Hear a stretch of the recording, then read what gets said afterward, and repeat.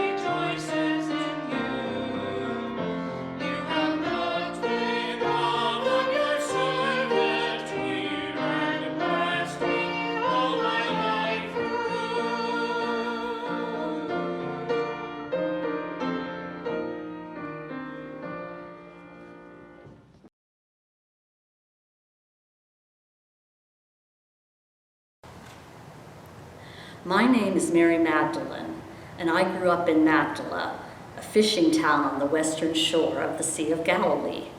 My life story is proof that money or beauty can't buy happiness. When I met Jesus, the healer, my life was one colossal mess. I lived in a fog of despondency.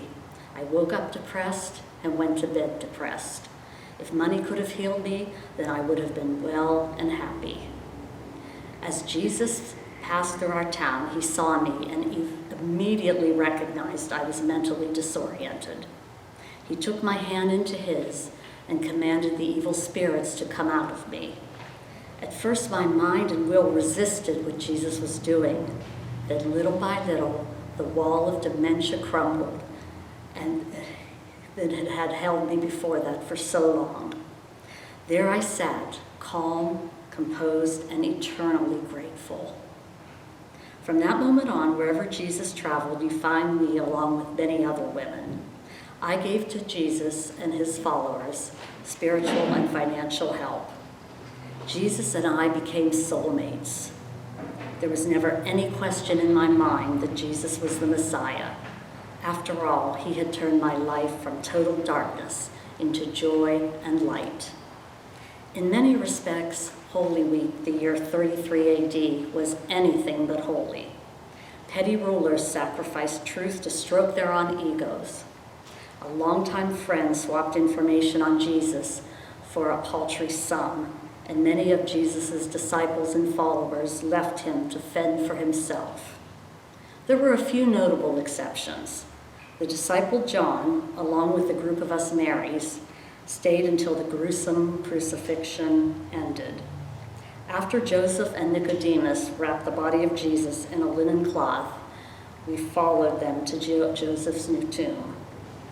We went inside the tomb with Joseph and Nicodemus so we could see the position of Jesus' body.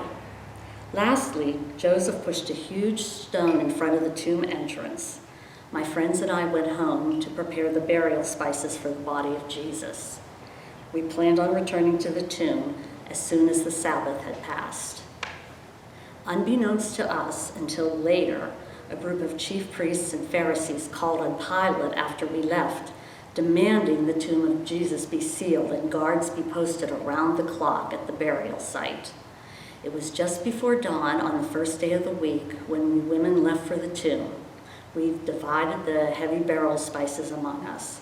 As we hurried toward the tomb, we talked. "Who will roll the stone away so we can embalm the body of Jesus?" asked Mary, the mother of Joseph. "The gardener will help us," I said. "And if he doesn't, we'll find Joseph or Nicodemus." As we drew nearer to the tomb, I ran ahead of the other women. Imagine my shock when I got there and found the huge stone rolled away. I went inside and there was no body. I couldn't believe it. I ran back to huddle with the other women. We looked up and saw a young man in a white robe sitting on the stone that had once covered the tomb. He could tell we were very frightened. "Don't be afraid," he said. "I know you're looking for Jesus, but you won't find him here. He's risen. Go and tell his disciples." To say we were in shock was putting it mildly. One minute we were crying, and the next we were laughing hysterically. We dumped our spices on the ground and raced back to the site where the disciples were lodging. The fellows looked at us as if we had lost our minds. "The stone has been rolled away and the body of Jesus is not there," we shouted. "An angel told us he's risen." "Well, don't just sit there," I told Peter and John. "If you don't believe us, then go check it for yourselves." Finally, Peter and John took off running toward the tomb. Along with the other women, I followed closely behind them. John got there first and peeked inside the tomb. When Peter arrived, he went inside and examined the empty burial cloth and strips of linen neatly folded. Peter and John returned home. I stayed outside the tomb. All I could do was cry. I was wondering what horrible person or persons had done this when through my tears I saw what seemed to be two men. One was seated where the head of Jesus had lain, and the other was positioned where his feet had been placed. They asked me, "Woman, why are you crying? Who is it you're looking for?" Thinking one of them was the gardener, I said, "Sir, if you've carried him away, please tell me where you put him, and I will go and get him." Mary. It can't be. It has to be. That voice belongs to... My darkness crumbled. In front of me stood Jesus. "Teacher," I reached to embrace him. "Don't cling to me, Mary," he said, "for I haven't yet to return to my Father. Go back and tell my disciples you have personally seen me. Tell them I'm returning to my Father and your Father, to my God and your God." Jesus appeared to the other women. They knelt, clasped his feet, and worshiped him. Jesus told them, Don't be afraid. Tell my disciples I'll meet them in Galilee." When we got back this time, I could tell the men wanted to believe our reports, but something was holding them back. I went around the room saying to each of them, "I've seen the Lord. He's alive. He plans to meet you in Galilee."